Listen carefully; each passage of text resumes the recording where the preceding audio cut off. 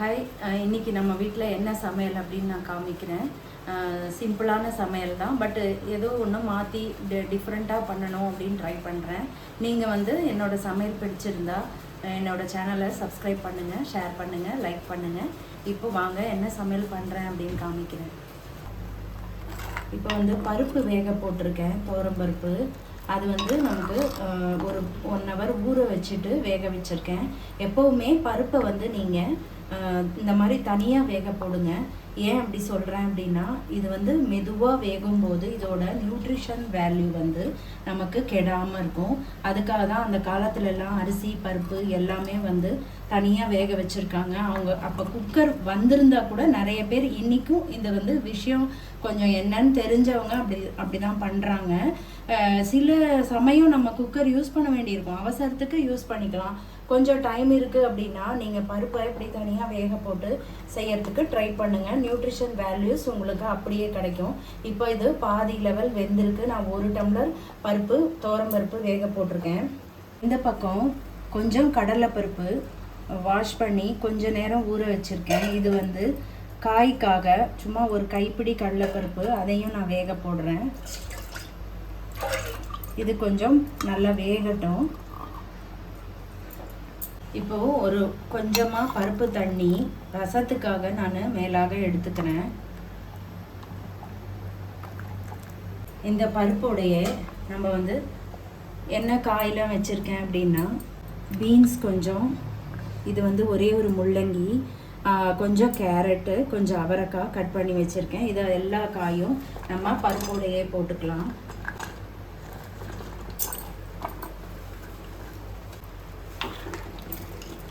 இதெல்லாம் பருப்போடு சேர்ந்து வேகட்டும். கத்திரிக்காய் மட்டும் நம்ம அந்த டைமில் கட் பண்ணி, ஒரே ஒரு கத்திரிக்காய் இருக்குது, அதை வந்து நம்ம அந்த டைமில் கட் பண்ணி போட்டுக்கலாம். ஒரு 4 கத்திரிக்காய் இருந்தால் கூட நம்ம குழம்பு கொதிக்கும் போது போட்டுக்கலாம். தண்ணியிலெல்லாம் போட்டு வைக்கணுன்ற அவசியம் இல்லை, இமிடியேட்டாக நம்ம போடுறோம். கட் பண்ணி வைக்கும்போது கருத்தும் போயிடும், அதனால் இப்படி நம்ம போட்டுக்கலாம். இதெல்லாம் வந்து இந்த காயெல்லாம் வேகட்டும். எப்போவுமே நம்ம வந்து சாம்பார் பண்ணும்போது முடிஞ்ச அளவு காய் கொஞ்சம் நிறையா அதில் போட்டோம்னா அது உடம்புக்கு நல்லது. இப்போ இந்த காய் வேகும் போதே நம்ம ஒரு 2 ஸ்பூன் சாம்பார் பொடி போட்டுக்கலாம். சாம்பார் பொடியும் அது கூட சேர்ந்து இந்த பச்சை வாசனை போயிடும் வேகிறதுக்குள்ளே. இந்த சாம்பார் பொடி ரெசிபி 2-3 பேர் கேட்டிருந்தீங்க. நான் கண்டிப்பாக வந்து கூடிய சீக்கிரம் ஒரு வாரத்துக்குள்ளே நான் சாம்பார் பொடி ரெசிபி போடுறேன், நான் எப்படி அரைப்பேன் அப்படின்னு. அதுலேயுமே நான் சில சேஞ்சஸ்லாம் பண்ணி அரைப்பேன். எல்லோரும் அரைக்கிற மாதிரி இருக்காது, கொஞ்சம் டிஃப்ரெண்ட்டாக இருக்கும். நான் கண்டிப்பாக போடுறேன் அந்த ரெசிபி. இது வரைக்கும் நான் உப்பு போடலை. ஏன் உப்பு போடலைன்னா, இந்த காய்கறிக்கு கொஞ்சம் நியூட்ரிஷன் வேல்யூ இருக்கும். அப்போ தான் கொஞ்சம் நேரம் கழித்து நம்ம உப்பு போடலாம். அது கொஞ்சம் வெந்த மாதிரி தெரியும், அந்த டைம் நம்ம உப்பு போட்டுக்கலாம். தெளிவாக புளி கரைச்சி வச்சுருக்கேன். ஒரு லெமன் சைஸ் அளவுக்கு நான் புளி கரைச்சி வச்சுருக்கேன். தெளிவாக வந்து நம்ம ஒரு 3 பேர் 4 பேருக்கு வர அளவு ரசம் இருந்தால் போதும். அதனால் கொஞ்சமாக புளி சேர்த்துக்கிறேன். புளி சேர்த்துட்டு தக்காளியோட தோல் எடுத்துட்டு நான் இப்போ போடுறேன்.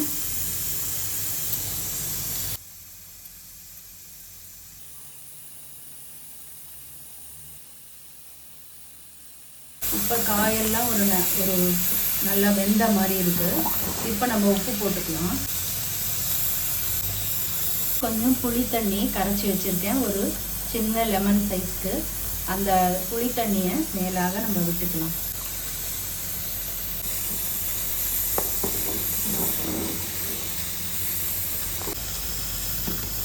இந்த கடலைப்பருப்பு வந்து 3/4 பதம் வெந்திருக்கு. இந்த டைமில் நம்ம இந்த பொடலங்காவை சேர்த்துக்கலாம்.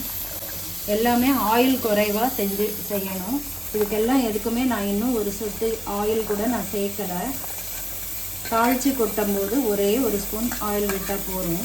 பொடலங்காய்க்கு கொஞ்சம் மஞ்சள் பொடி போட்டுக்கலாம்.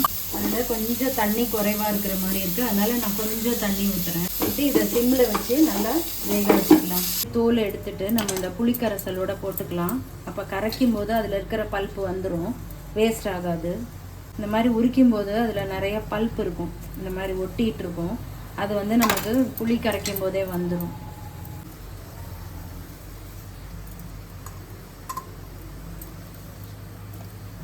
தக்காளியை வந்து நல்லா ஹாட் வாட்டரில் கொஞ்சம் கொதி விட்டு தான் நான் உரிக்கிறேன், தெரியாதவங்களுக்கு சொல்கிறேன். இப்போ இந்த தக்காளியை ரசத்துக்கு அப்படியே கரைச்சி விட்டுக்கலாம்.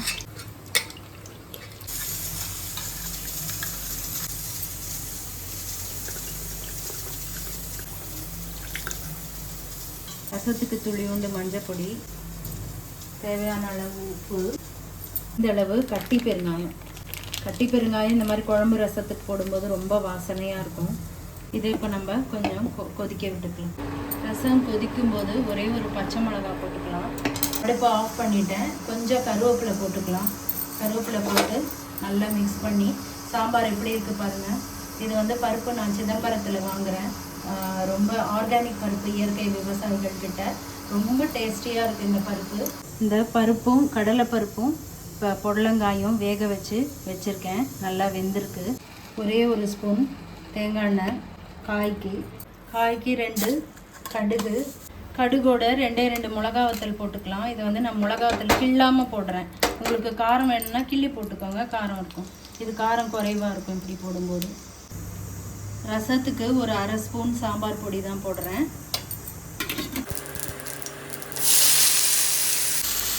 இந்த புடலங்காய் இதோட போட்டுக்கலாம். புடலங்காய் நிறைய உப்பு தாங்காது, கொஞ்சமாக உப்பு போட்டுக்கலாம். ஒரு 6 கருவேப்பிலை, கொஞ்சம் பெருங்காயப்பொடி.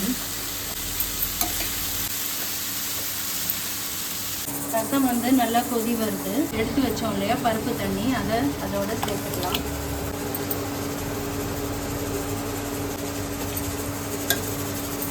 குழம்புக்கு தாளித்து விட்டுடலாம். சாம்பாருக்கு கொஞ்சம் கடுகு, நல்லெண்ணெயில் தான் தாளித்து கொட்டுறேன். கடுகு வெடிக்க ஆரம்பிக்கும் போது கொஞ்சம் ஜீரகம் போட்டுக்கலாம்.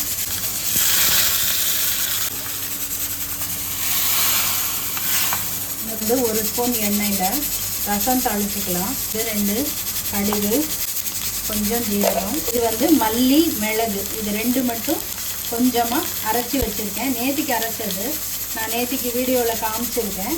இந்த பொடியை இதில் போட்டு நம்ம ஜஸ்ட்டு இந்த எண்ணெயில் லைட்டாக ஃப்ரை பண்ணி ரசத்தில் போட்டோம்னா சூப்பராக ஃப்ளேவராக இருக்கும் ரசம். பருப்பு ரசத்துக்கு இந்த மிளகும் 2 மல்லியும் அந்த பொடி போட்டிருக்கேன். அவ்வளோதான். 2 கருவேப்பிலை, கொத்தமல்லி ரசத்துக்கு போட்டு மூடி வச்சிடலாம். இது வந்து பருப்பு ரசம் சூப்பர் ஃப்ளேவராக இருக்கும். ஒரே ஒரு பச்சை மிளகா போட்டதுனால பச்சை மிளகா ஃப்ளேவரும் அதில் வரும். போட்டு நான் மூடி வச்சிடுறேன். புடலங்காய் கறிக்கு கொஞ்சமாக தேங்காய் போட்டுக்கலாம். உப்பு, பெருங்காயம் அதில் எல்லாமே போட்டாச்சு. இதான் ஃப்ரெண்ட்ஸ் எங்கள் வீட்டு சமையல். இந்த மாதிரி எல்லா கதம்ப சாம்பார், நிறைய காய்கறி போட்டு சாம்பார், புடலங்காய் கறி, இந்த பருப்பு ரசம். இன்னைக்கு சமையல் இதுதான். உங்களுக்கு என்னோடய சமையல் பிடிச்சிருந்தா என்னோடய சேனலை சப்ஸ்கிரைப் பண்ணுங்கள். நீங்கள் உங்களோட ஃப்ரெண்ட்ஸுக்கெலாம் ஷேர் பண்ணுங்கள். Thank you friends.